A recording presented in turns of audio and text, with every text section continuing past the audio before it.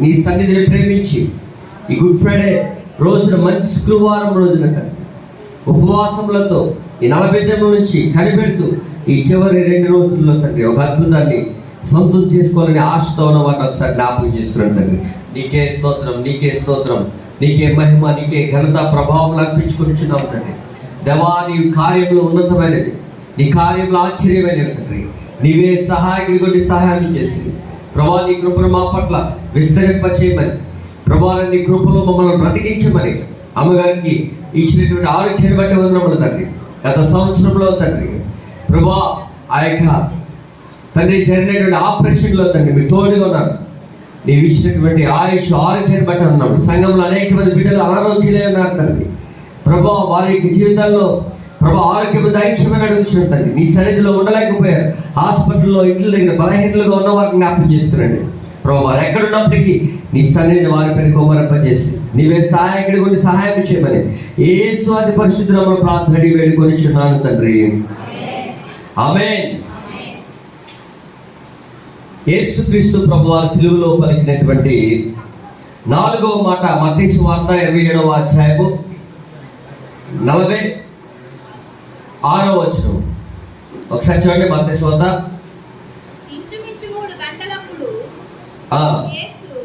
ఇంచుమించు 3 గంటలప్పుడు యేసు ఏలి ఏలి లామా సబక్తాని బిగ్గరగా కేక వేశాను. ఆ మాటకు నా దేవా నా దేవా నన్నెందుకు చెయ్యి విడిచితివి అని అర్థం.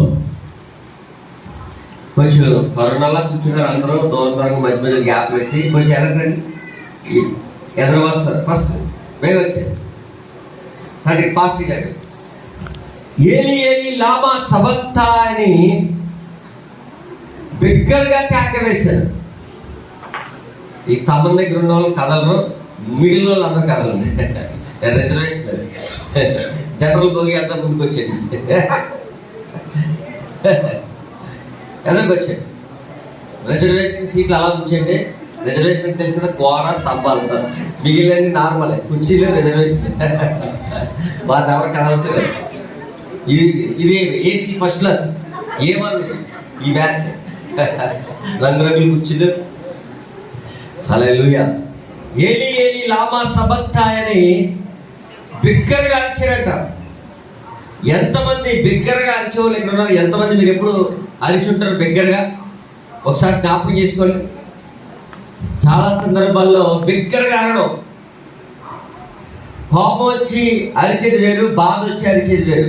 బాధ వచ్చి అరిచినటువంటి అన్నిటికన్నా అతి భయంకరమైనది ఏదైనా ఉందంటే మానవుని జీవితంలో ఒక తల్లి బిడ్డకి జన్మించినప్పుడు అదే అత్యంత బాధాకరమైనది అంటూ ఉంటారు. కానీ ఒక గుండెలో వేదన, మనసులో ఉన్నటువంటి వేదన బాధలతో ఒక్కసారి గుండె ఆగిపోయి చనిపోయిన వారు చాలామంది ఉన్నారు. ఇక్కడ బిగ్గరగా కేక వేస్తూ దేవుడు తన ప్రాణాన్ని అర్పించే ముందుగా ఏలి ఏలి లామా సబక్తా అంటూ మాట్లాడుతూ దేవుడు ఈ భాషలో మనం అర్థం చూసినట్లయితే యేసుక్రీస్తు సిలువ మీద ఒక మాట రాశారు, INRI అని ఉంటుంది. ఎప్పుడు చూసారా? సిలువ పైన ఇంగ్లీష్లో రాయబడి ఉంటుంది INRI. అంటే అర్థం ఏంటంటే ఈసెస్ నజరేసియస్ రెక్స్ యూదియా. ఈ 4 అక్షరాలకి సింబల్గా INRI అని చెప్పేసారు. మన బ్యాంక్లో కోడ్ ఉంటుంది IFCA కోడ్ అని. ఏంటంటే అది 10, మన స్టేట్ బ్యాంక్ కోడ్ ఎంతంటే 8800000780 అని ఉంటుంది. అంటే IFSC కోడ్. అలాగా కోడ్ పైన బ్రాంచ్ని మనం నిర్ణయిస్తాము. అయితే యేసుక్రీస్తు సిలువకు రాసినటువంటి ఈ యొక్క మాట INRI. అక్కడ కనిపిస్తున్న మాటలో ఇసెస్ నజరేసియస్ రెక్స్ యూదియా అనేటువంటి మాట. నజరేయుడైన యేసు యూదుల రాజు అని పిలాతు రాయించాడు. పిలాతుకు ఒకసారి గట్టి చెప్పకూడదు. పిలాతు ఏం చేశాడంటే వాళ్ళ భార్య మాట అన్నాడు, బాబు ఎందుకయ్యా మనకు వచ్చిన తలకాయ పొట్టు? ఆయన చనిపోయిన వారు లేపారు, గుడ్డి వారికి కళ్ళు ఇచ్చారు, మగవారికి నోరిచ్చారు. ఆయన చనిపోయి లాజరు అనేటువంటి ఆయన 3 రోజుల తర్వాత లేపాడు. అలాంటి ఆయన జ్యోతులు కలదంటే వెంటనే ఆ గుడ్ హస్బెండ్ ఏమి ఇచ్చారంటే ఆ భార్య మాట విని చేతులు కడిగేసుకున్నాడు. చేతులు కడిగేసుకుని ఆయన రాయించిన మాట, నజరేయుడైన యేసు యూదుల రాజు అని ఆ పిలాతు గారు రాయించాడు. ఎంత అద్భుతమైన విషయం అండి. రాజులు సైతము దేవుని యొక్క శక్తిని గుర్తించగలుగుతున్నారు. అధికారులు సైతము దేవుని యొక్క మహిమను గుర్తించగలుగుతున్నారు. మరి ఆ దినాల్లో పరిపాలించే రాజులు సైతము దేవుని యొక్క శక్తిని గుర్తించారు. ఈ దినం మనం దేవుని శక్తిని గుర్తిస్తున్నామండి. నశించిన వారికి సిలువను కూర్చున్న వార్త ఎలా ఉందంట, మరి ఎర్రోడ్రా నేను చూసి ఎంత నీటిగా తెల్లచీర కట్టుకుని ఎంత ముస్తాబాయ్ వచ్చినప్పటికీ ఎవరు ఎర్రిదిరా పిచ్చిదిరా ఎలా వెళ్ళిపోతుందో చూడు, బొట్టు తీస్తుంది. చాలామంది అనేక రకాలుగా మాట్లాడుతుంటారు. అయినప్పటికీ కూడా వారికి ఆ సిలువను చూస్తూ నువ్వు నడుచుకుంటూ వెళ్ళిపోతున్నావు, ఆ సిలువను చూస్తూ భక్తి చేసుకుంటూ వెళ్ళిపోతున్నావు, ఆ సిలువను చూస్తూ ఆ యేసే చెంతగా వెళ్ళిపోతావు. నేను చూసి ఎంత హేళన చేసినా, నువ్వు చదువుతున్న స్కూల్లో కాలేజీల్లో నేను ఎంత హేళన చేసినా, వాళ్ళందరూ ఎంతో స్టైల్ చేస్తున్నప్పుడు నువ్వు మాత్రం కూడా ఏ పంపు లేకుండా, ఏది లాక్కుండా, ఏది తీసేయకుండా అలాగే వెళ్ళిపోయి వచ్చేస్తాను. నేను చూసేమంటారు, ఐబ్రోస్ కూడా చేయించుకోదే, అసలు కనీసం లిప్స్టిక్ వేసుకో, సెంటు కూడా కట్టుకోకుండా వచ్చేస్తుందిరా బాబు. కొట్టుకోండి సెంట్లు ఇవన్నీ కూడా చేసుకోండి. కాకపోతే ఏంటంటే నిన్ను చూసిన వారు ఈమెలో ఒక ప్రత్యేకత ఉంది, ఎవరన్నా చూసిన వారు ఈమెలో ఈ అబ్బాయిలో ఒక ప్రత్యేకత ఉంది అన్న విషయాన్ని గుర్తించాలి. గుర్తించి ఏం చేయాలంటే నీ వెనకున్నటువంటి యేసుని జ్ఞాపకం చేసుకోవాలి. హల్లెలూయా, హల్లెలూయా. ఇక్కడ మాట్లాడుతున్న మాట దేవుడు కూడా ఆ సిలువలో మరణిస్తున్నప్పుడు ఒకవేళ ఆయన తండ్రికి ఆ విధంగా మొర్రపెట్టకపోతే, ఒకవేళ భూలోకమందు ఉన్నటువంటి తండ్రికి మొరపెట్టాలి. ఎవరన్నా కొడుతున్నారు, పిల్లలు కొడుతున్నప్పుడు ఏమంటారండి? పిల్లలు ఏమంటారండి? అంకుల్ గారు, ఆంటీ గారు అంటారా? కొడుతున్నప్పుడు ఏమంటారండి? అమ్మ కొట్టకమ్మా, నాన్న కొట్టకన్నా, అయ్యో అయ్యా, అబ్బా అంటారు. అబ్బా అంటే దానికి అర్థం ఏంటి? తండ్రి అని అర్థం. ఈ విధంగా మాట్లాడుతుంటారు. అంటే యేసుక్రీస్తు కూడా శ్రమను అనుభవిస్తున్నప్పుడు తండ్రితో మాట్లాడుతున్నాడు. నా దేవా, నా దేవా, నా చెయ్యి ఎందుకు విడనాడుతుంది? ఒకవేళ చెయ్యి విడవకపోతే, దేవుడు చెయ్యి పట్టుకొని ఉంటే కనుక శాశ్వతమైనటువంటి పరిష్కారం దొరకదు. ఇంకా జంతు బలి అర్పించాలి, ఇంకా పావురాలు పట్టుకొని మనం సమాజ మందులకి ఆ పస్కా పండుగ దగ్గరికి యాజకుల దగ్గరికి వెళ్ళాలి, ఆ ప్రత్యక్ష గుడారంలో ప్రవేశించాలి, అతి పరిశుద్ధ స్థలంలోకి యాజకుడు వెళ్ళి అక్కడ ధూపం వేయాలి. ఇదిగో మనసు ఎలా ఉంటుంది, అక్కడికి వెళ్ళి యాజకుడు వెళ్ళి ఆ ప్రధాన యాజకుడు ఆ పరిశుద్ధ స్థలంలో కూడి మరి దేవునికి మొరపెట్టి, ఇదిగో ఈ బిడ్డలు చేసినటువంటి పాపాన్ని క్షమించు దేవా అని చెప్పేసి అడగాలి. అలాంటి జంతు బలి లేకుండా దేవుడే మన కోసము బలి అర్పణ అయిపోవడానికి ఆ చెయ్యి వేయవలసినటువంటి చివరి క్షణాల్లో నాథా నా చెయ్యి ఎందుకు విడనాడితివి అంటూ మనకి ప్రతి ఒక్కరు లోకంలో మన ఆయన వారు మనం వదిలిపెట్టినప్పుడు, అమ్మ నా తల్లి లేకపోతే నేను ఎలా బ్రతకగలను, నా కూతురు లేకపోతే నేను ఎలా బ్రతకగలను, ఇంక నన్ను ముద్ద పెట్టేవారు ఎవరు, నన్ను చూసేవారు ఎవరు, నా చివరి దినాల్లో నన్ను సాకేవారు ఎవరు అనుకున్నప్పటికీ మన కళ్ళతో చూస్తున్నాం. మరి తల్లులు వృద్ధాప్యం వచ్చి మంచం మీద పడేస్తున్నప్పుడు కూతుర్లు ఏం చేస్తున్నారో మనం కళ్ళతో చూస్తున్నాం. కనీసం తల్లిని చూడలేనటువంటి రోజుల్లో మనం ఉంటున్నాం. కానీ మరి దేవుడు మన శ్రమల్లో ఆయన ఏం చేస్తుంది? యేసే శ్రమల్లో చాలామంది శిష్యులు ఆయనతో పాటు ఉన్నవారు, ఆయనతో పాటు సహవాసం చేసిన వారు, ఆయనతో పాటు భోజనం చేసిన వారు, ఆయనతో పాటు కలిసి నడిచిన వారు, ఆయన చేసిన అద్భుతాలు చూసిన వారు సైతం ఆయన వదిలేసి వెళ్ళిపోయారు.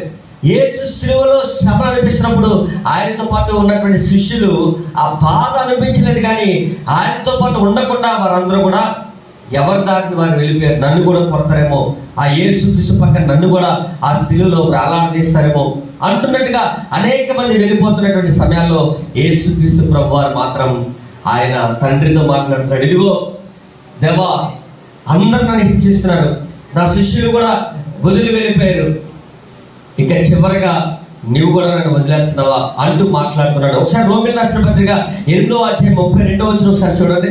రోమిల్ రాసిన పత్రిక 8వ అధ్యాయం 32వ వచనం. 8వ అధ్యాయం 32వ వచనం.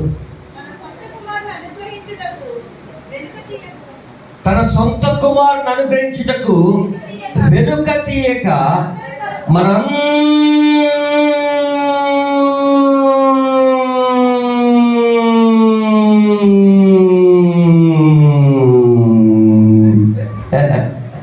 మన అడగర్లు అనలేదు. మనందరి కొరకు ఆయనను అప్పగించిన వాడు ఆయనతో పాటు సమస్తమును మనకెందుకు అనుగ్రహింపుడు. హల్లెలూయా. దేవుని చేత ఏర్పరచబడిన వారి మీద నేరము మోపువాడవుడు, నీతిమంతులుగా తీర్చువాడు దేవుడే. దేవునికి మహిమ కలుగును గాక. ఇక్కడ మనం చూసిన శిక్ష విధించువాడవుడు చనిపోయిన క్రీస్తు యేసే. అంతేకాదు మృతులలో నుండి లేచిన వాడును, దేవుని కుడి పార్శ్వమున ఉన్నవాడును, మన కొరకు విజ్ఞాపనము కూడా చేయువాడును ఆయనే. క్రీస్తు ప్రేమ నుండి మనలను ఎడబాపు వాడవుడు. దేవునికి మహిమ కలుగాక. ఒకవేళ శ్రమలో వచ్చిన నా చెయ్యి ఎందుకు విడనాడితివి, ఒక్క క్షణమే ఆ ఎడబాటు. సుమారుగా యేసుక్రీస్తు ప్రభువారు దేవుడు చేయి విడిచిపెట్టిన తర్వాత, ఆయన శిలువలో మరణించిన తర్వాత వెంటనే ఆయన ఎక్కడికి వెళ్ళిపోయారంటే చెరగా పట్టుకోవడానికి ఆయన సమాధిలోనికి, అగాధ జలములోనికి వెళ్ళిపోయి మరలా అక్కడ అంతా కూడా ఆయన వచ్చినటువంటి క్రియనంతా కూడా ముగించుకొని వెంటనే మరలా ఆయన శిష్యులకు అగ్గుపడి ఆయన పునరుత్థానుడై సజీవుడిగా ఆత్మస్వరూపిగా మేఘముల మీద మరలా దేవుని దగ్గరికి వెళ్ళిపోయి కుడి పార్శ్వమున ఆశీనుడు అయినటువంటి దేవుడు. హల్లెలూయా. మన యొక్క జీవితాల్లో మీరు అనుకోవచ్చు, ఎందుకు నా చెయ్యి విడనాడితివి తండ్రి, ఎందుకు నా శ్రమల్లో నన్ను చూడకుండా మిన్నకుంటివి యేసయ్యా, ఎందుకు నన్ను ఇంకా నువ్వు ఎందుకు ఇలా బాధ పెడుతున్నావు, నా కుటుంబంలో వస్తున్న శ్రమలేంటి, నా జీవితంలో ఏర్పడుతున్నటువంటి శోధనలేంటి, వారి కుటుంబాలు అంత బాగుంటుండగా నా కుటుంబంలో ఉన్నటువంటి నా జీవితంలో ఎందుకు ఈ విధంగా జరుగుతుందని ఒక ప్రశ్న మీద ప్రశ్నలు నువ్వు దేవుణ్ణి సంధిస్తూ ఉండగా ప్రభు ఈ దినము ఈ మధ్యాహ్న సమయం నీతో గుడ్ ఫ్రైడే రోజుని సెలవిస్తున్న మాట ఏంటంటే, ఈ లోకంలో మీరు గమనించండి, అనేకమైన కష్టాలు, నష్టాలు, అనేకమైన ఇబ్బందులు, ఇరుకులు, అనేకమైనవి నిన్ను చుట్టుముట్టినప్పటికీ ఏదో అందమైన ప్రపంచంలో అడుగుపెట్టినట్లుగా కొంతమంది వివాహ జీవితంలో అడుగు పెడతారు. అడుగుపెట్టిన తర్వాత ఆ అత్తగారు పెట్టేటువంటి ఆ బాధలకు, శ్రమలకు తాళలేక ఎంత అందంగా ఉంటుంది అనుకున్నాను వివాహం, కానీ ఎంత భయంకరంగా ఉంటుందని చాలామంది ఆ ఉరి వేసుకొని చనిపోయిన వారు, అనేక మంది రైలు పట్టాల మీదకి వెళ్ళి ఆ పడుకున్నవారు, అనేక మంది ఈ కుటుంబంతో ఉండలేక రోడ్ల మీదకి వెళ్ళిపోయి బస్ స్టాండ్లో ఎవరితోనో వెళ్ళిపోయిన వారు, అనేక మంది లోకంలో ఉన్నారు. మీరు వెళ్ళి చూడండి, నిరాశ నిస్పృహలతో కొట్టిమిట్లాడుతూ ప్రాణాలు సైతము తీసుకున్న వారు, లోకాన్ని సైతం విడిచిపెట్టి వెళ్ళిపోతున్న వారు ఉంటుండగా ప్రభు మనకి సెలవిస్తున్న మాట, ఓహో అక్కడ అలా దేవునికి మహిమ కలుగాక. ఎంతమంది మీ జీవితాల్లో ఒక తీర్మానం మీ జీవితంలో చేసుకుంటున్నారో ఈ దినం చూడండి, మనల్ని రక్షించడానికి ప్రభు తన యొక్క చెయ్యి దేవుడు చెయ్యి విడిపించిపెట్టాడు. భక్తులు చూద్దాం ఒకసారి యోబు జీవితాన్ని మనం చూస్తే, ఆ పరీక్షలో యేసుక్రీస్తు ప్రభు లేకపోతే దేవుడే ఆ యోబు జీవితంలో శ్రమలను మరి రావడానికి ఒక దారిని ఏర్పాటు చేశాడు సాతాను గడికి. అదే రీతిలో మనం చూస్తే నిజంగా దేవుడు చేయి విడిస్తాడంటే యెహోషువ, ఇజ్రాయేలు, దానియేలు, షడ్రక్, మేషక్, అబేద్నెగో, ప్రవక్తలు, సేవకులు, మరి వీళ్ళందరూ చూసినట్లయితే అనేక శ్రమలు కూడా వారందరూ కూడా వెళ్ళారు, కానీ శ్రమలలో జయ జీవితాన్ని వారు జీవించారు. దేవునికి మహిమ కలుగాక. మనం కూడా మన యొక్క జీవితాల్లో శ్రమలలో, వేదనలో, ఇబ్బందులు, ఇరుకుల్లో జయ జీవితం జీవించే కృప దేవుడు మనందరికీ ఇచ్చి నడిపించును గాక. ఆమేన్. స్తోత్రం చెప్తాం. ఎంతమంది సంతోషంగా ఉన్నారు? పక్క వారికి సెకండ్ ఇచ్చి హ్యాపీ గుడ్ ఫ్రైడే అని చెప్పండి. మంచి శుక్రవారం శుభాకాంక్షలు. దేవుడు నిన్ను దీవించును గాక. దేవుడు నిన్ను ఆశీర్వదించును గాక. చెప్పండి అమ్మా, కొంచెం పట్టుకుని అమ్మ తల్లి కూతురులో పక్కన చేయబట్టుకుని అమ్మ దేవుడు నిన్ను దీవించును గాక అని చెప్పండి. దేవుడు నీకు ఆరోగ్యం ఇచ్చిన గాక. మరలా వచ్చే గుడ్ ఫ్రైడేకి నేను ఉంటాను, నాకు పెళ్లి చేసి పంపేస్తావు. ఏదైనప్పటికీ కూడా ఇప్పుడు యవనస్తులందరూ ఏమైపోతున్నారంటే అసలు ఆ తల్లిదండ్రులతో అటాచ్మెంట్ లేదు, మాట్లాడట్లేదు. ఆయనకి ఏం కావాలంటే మన నుంచి ప్రేమ కాదు, మన దగ్గర నుంచి ఏం కావాలి చెప్పండి అమ్మా. ఏం కావాలి? డబ్బులా? ఏం కావాలి? బట్టల? ఏం కావాలి? ఇక్కడ సెలవు చూపిస్తుంది ఆవిడ. ఏం కావాలంటే పిల్లలకి అటు ఏ వద్దు, మన ప్రేమ వద్దు, మన డబ్బులు వద్దు, మన తిండి వద్దు, అటు ఏం కావాలి? తెల్ల కావాలంటే ఆ సెల్ల పట్టుకుంటే చాలు. ఇంకా అన్నం వద్దు ఏమొద్దు, సెల్లలోనే మునిగిపోతాం. ఎప్పటి వరకు ఆ సెల్ల మీద వెళ్తొచ్చే వరకు కళ్ళు లాగేసి చేతులని ఉనికిపోయి ఇంకా ఏదో అయిపోతాం. అప్పుడు దాన్ని ఇచ్చేస్తాడు అలా తీసుకెళ్ళి. అప్పటి వరకు మా అమ్మ ఏమంటుందంటే, ఒరే రథం వచ్చేస్తుందిరా, ఆపేట రథం వచ్చేస్తా అంటే ఎర్ర చుక్క వచ్చేది కదా చివరిగా. అప్పటి వరకు ఆ గీతలు ఉంటుంది, గ్రీన్ కలర్లో ఉంటుంది. చివరిగా ఆ బ్యాటరీ అయిపోతుంది, ఎర్రగా వచ్చేది. మా అమ్మగారు గొప్పగా అంటారు. హల్లెలూయా. ఈ దినము దేవుడు మనకి ఇచ్చిన గుడ్ ఫ్రైడే రోజున ఒక అద్భుతమైన తీర్మానం తీసుకుందాం. ఎన్ని శ్రమలు వచ్చి రావడం, సముద్రం నీకు పాదాల దగ్గరికి వస్తే కానీ నేనేం చేయలేదు, అందులో తీసుకుని వెళ్ళిపోయి దాంట్లో కలిపేసుకోవద్దు. శ్రమలు కూడా అంతే, నీ పాదాలు నడుపుతాయి, లేకపోతే మోకాల వరకు తడపతాయి, లేకపోతే నీ యొక్క మొండ వరకు రానే, నేను దాంట్లో ముంచలేదు. ఎందుకంటే నీ హస్తం దేవుని చేతిలో ఉంది. ఈ కష్టాలు అనేవి లోకంలో అనేక మందికి ఉంటూనే ఉన్నాయి. పెద్ద డబ్బు ఉంది. ఇప్పుడు 1,00,000 కోట్లతో ప్రజలకు ఇవ్వడానికి ఒక ఆయన సిద్ధపడ్డాడు. ఏంటో తెలుసా, ఒక అద్భుతమైన విషయం. మీరు 200 పెట్టారంటే అది వెంటనే 2,000 అయిపోతుంది. 2,000 పెడితే 2 లక్షలు అయిపోతుంది. 2 లక్షలు పెడితే 2 కోట్లు అయిపోతుంది. వెంటనే మీరు ఒక కారు కొనేసుకోవాలి, ఒక మంచి ఇల్లు కట్టేసుకోవాలి. ఇది టార్గెట్ ముఖేష్ అంబానీ గారు పెట్టారు. అందులోకి వెళ్ళి 200 పెట్టాలి, మీకు 2,000 వచ్చేస్తాయి. అంటే దేనికంటే వాళ్ళ దగ్గర డబ్బు ఎక్కువైపోయింది. మాకులాగా అందరూ డబ్బు సంపాదించాలని ఎంత లోకువైపోయింది చూడండి. డబ్బు మీ దగ్గర ఒక 2 రూపాయలు లేదని 200 లేదని బాధపడకండి. ఉన్నవాడు ఏం చేస్తాడంటే ఎలా పంపించాలరా బాబు డబ్బు అని చెప్పేసి తెప్పలు పడుతున్నాడు. మన దగ్గర ఏమున్నా లేనప్పటికీ ఏసీ ఉంటే చాలు, ఆరోగ్యం ఉన్నా లేనప్పటికీ ఆ ఏసీ ఉంటే చాలు. అందరూ కూడా సఫలం కొడుతూ ప్రభు నామమున కనపరిచి దేవుని సన్నిధిలో ఒకసారి అందరూ కూడా స్తోత్రం చేద్దాం. హల్లెలూయా, హల్లెలూయా, హల్లెలూయా. ఆరిపోయినా ఈ దీపమును వెలిగించినావే, వెలుగు సంబంధిగా దీపస్తంభమువై నిలిపినావయ్యా. వెలుగు సంబంధిగా నిలిపినావయ్యా. చెప్పకూడదు. ఎలా ఎలా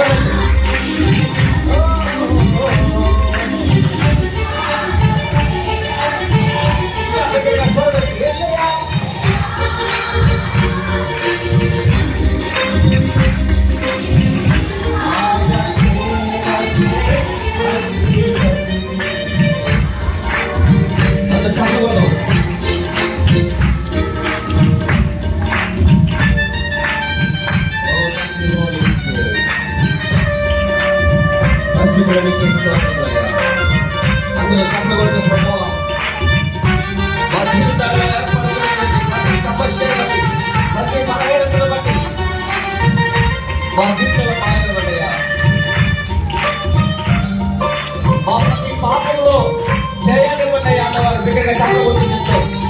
ఏ విషయంలో కోల్పోతున్నావు?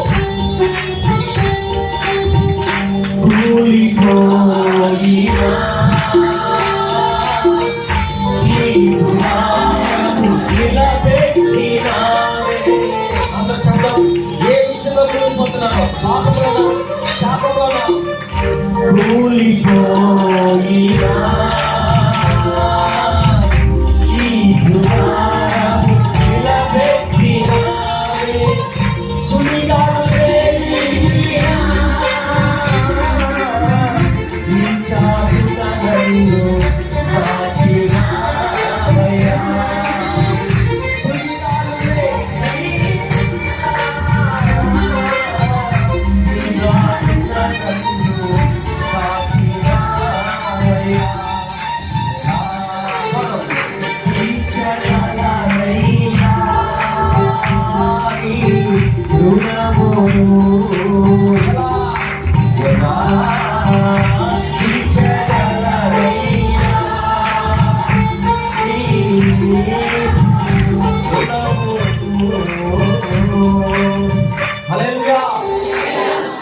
మరి ఉదయకాల సమయంలో ఒక మాట ఒకరు చెప్తున్నారు.